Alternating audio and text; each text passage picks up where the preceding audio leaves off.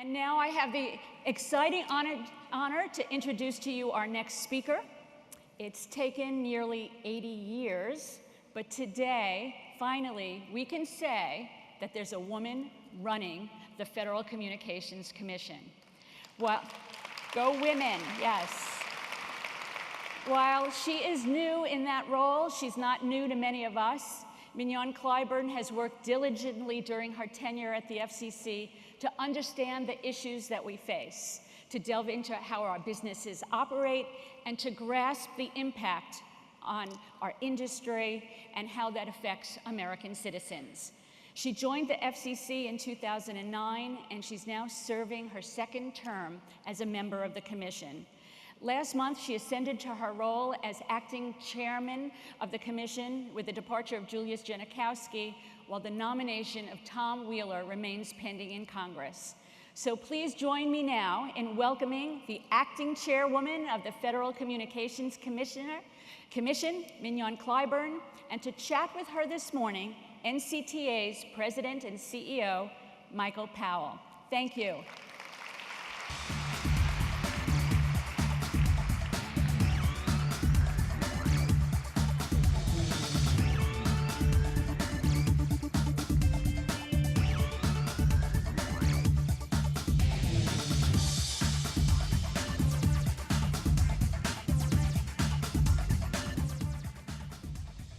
Well, this will be a lot easier than yesterday up here with this screen and everything, but I am so excited to sit here.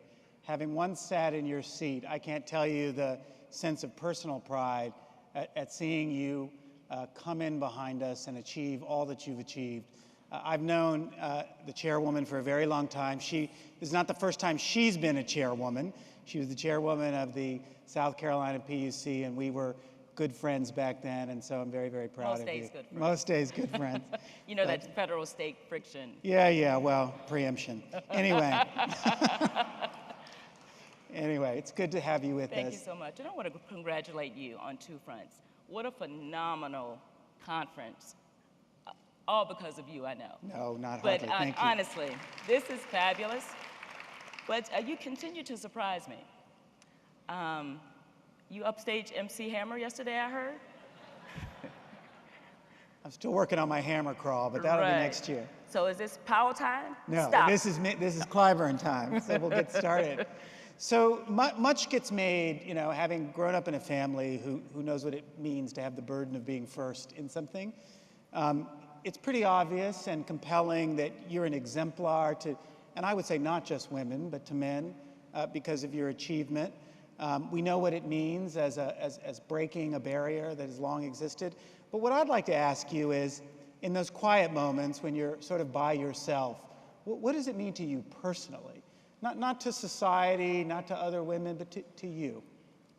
To me, I think often about my grandmother, who was always encouraging, who wasn't allowed to get much past the 6th grade because of the laws of the land in South Carolina. But she always encouraged her children and grandchildren just to do the best that you can. And I think of her in those quiet moments because she embraced me. She knew, while she could not help me with my homework, she literally helped me with every other facet of life. So when I sit in those moments, you know, that are more rare, I think about her. And I think about that kind face and that warm embrace. And I think about also, more current, 57% of the women who are now make up the college roles. And I think that there is one more crack in that ceiling, and I am just so happy about that. Wow, that's terrific. That's terrific. We're very proud of you. Well, you have the benefit, the blessing or the curse, to I've had several years of experience before ascending to your current position, and that gives you a very strong foundation as you take the helm. And you know our industry, and you know much of the direction that it's headed and the innovation that's present. What are some of the things that excite you about what we're doing, or really you think have an opportunity to make a deep and meaningful contribution to the country? As I walk through the halls, and I will get a fuller tour a little later, it's about the options.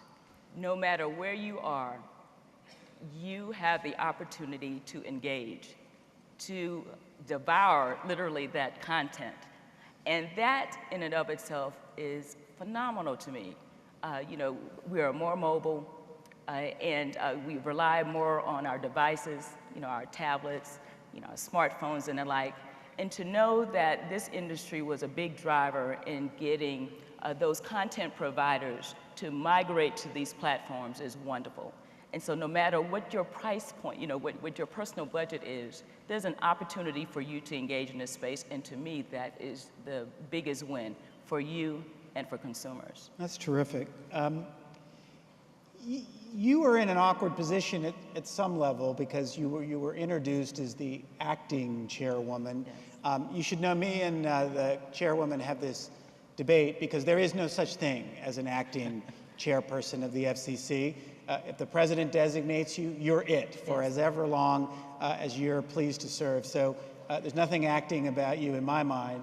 But as you take the helm, given that you know in advance how long you may have roughly to serve, how do you think about setting an agenda and keeping the agency moving forward, and maybe some of the things that you hope to achieve in the time that you have? Well, regardless of how much time that we have in terms of leading this agency, I commit to all that I remain duty focused. I have to run the agency. I will run the agency to the best of my ability. We've got nearly 1,800 wonderful people that are helping me do that. And from your perspective, we are fulfilling our industry measurement requirements.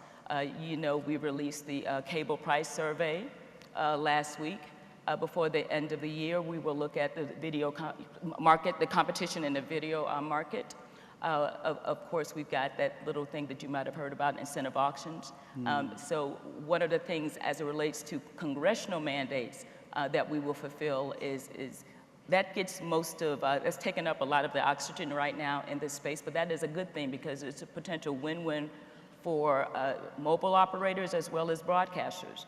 So in the meeting in June, we will talk about that. We'll get a status update on that.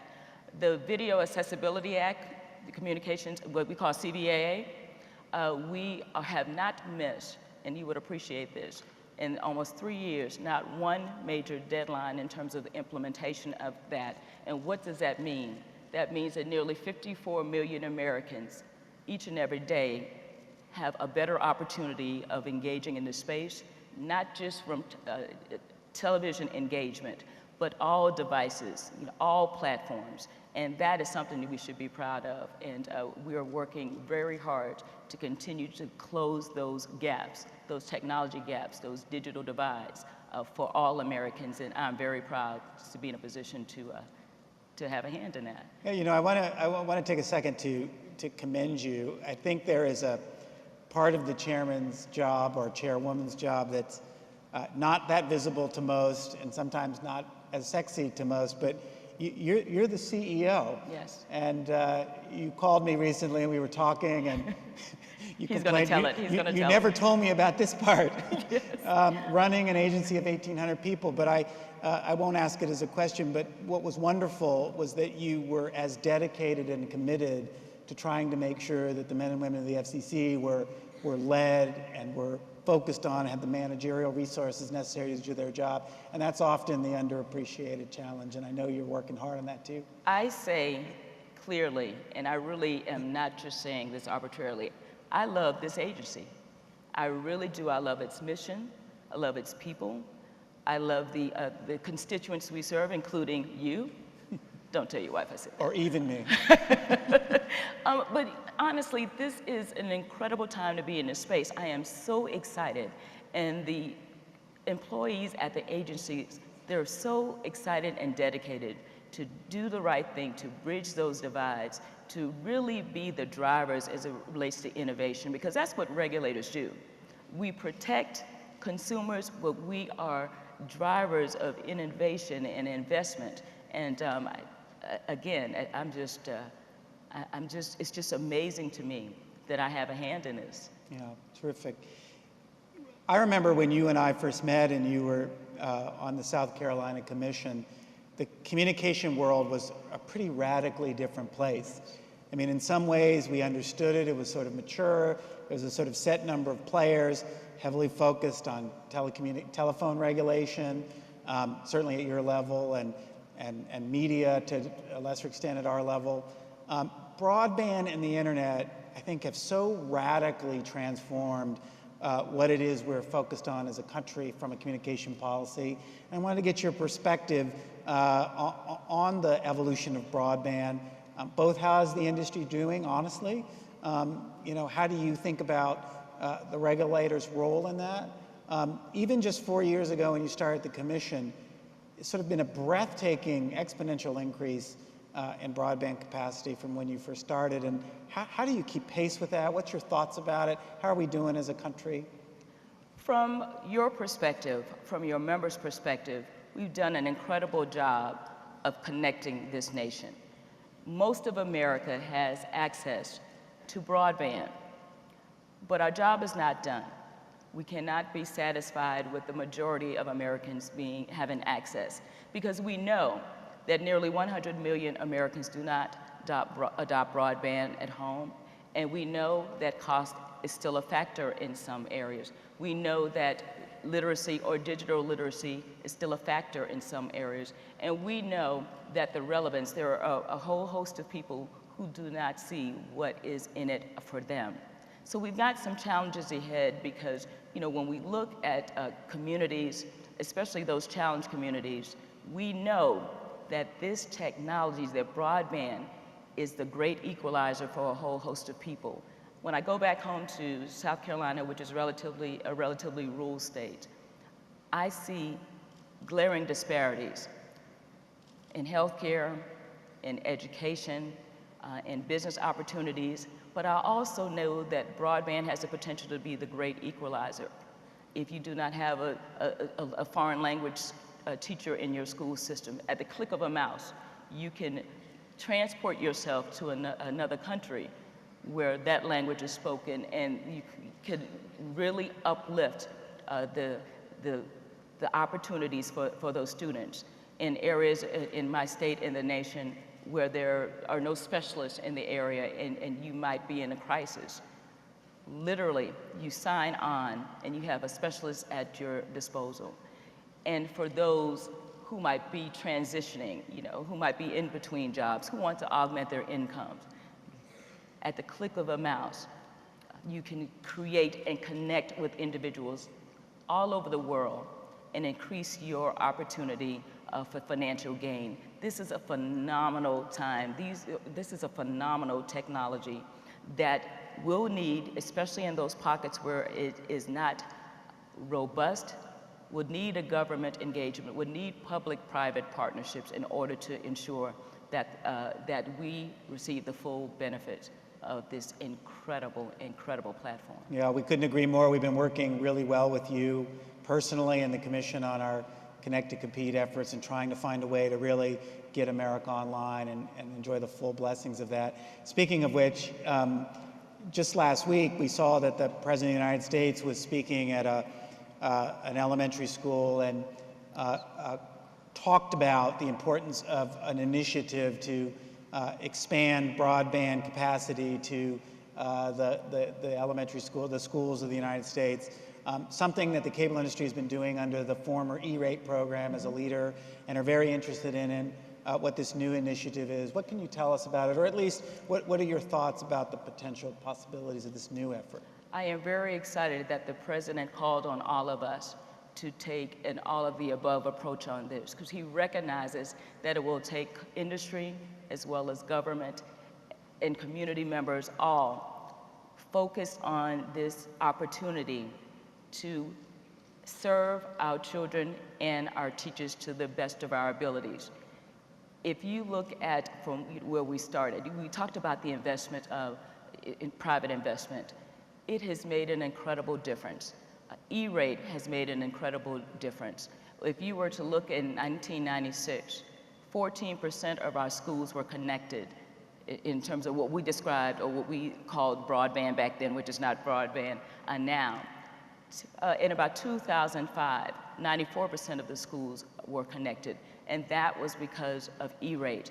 But if you were to take a poll you will find that 80% of the administrators in those very same schools saying they don't have enough speed, they don't have enough capacity, that what we define as broadband is not what they're delivering to those students. So all of the opportunities I mentioned a couple of seconds ago about being able to enhance the educational experience through a robust video platform does not exist for but 20% of our nation's children. That is unacceptable, and that is why this initiative is so important, and the FCC will be front and center as it relates to delivering to our teachers and to our children our most precious resource. So just quickly about that, you know, the problem with these initiatives often is we know technology is going to change. And I've always thought that if we had the E-rate program to do all over again, we'd do a lot more of it wirelessly as well, so that we'd have modularity. The cable industry has been very committed to Wi-Fi as part of its wireless strategy now with 150,000 hotspots up around the country. Do you think there's a place for Wi-Fi in the school initiative as well as just wiring classrooms in the same old way? Absolutely. You and I have both been to Alaska. We've been to some of the most rural areas in the country, including many parts of my home state. And we have to look at this thing from a business standpoint, meaning everyone is not going to have the legacy platforms. It's not economically efficient to literally hardwire this entire country. So that potential that you speak is going to work best in some of those communities where it's more expensive to serve, where there are more cows and people. So we have to take an all-of-the-above approach. I mentioned that again, as it relates to service delivery. We have to figure out what's the most efficient way to connect communities. And the approach in which you mentioned with a collaboration with the NCTA, our other federal partners, we're really going to have to work on connecting the most efficient way possible and using both unlicensed and licensed platforms, because that has the capacity to save money.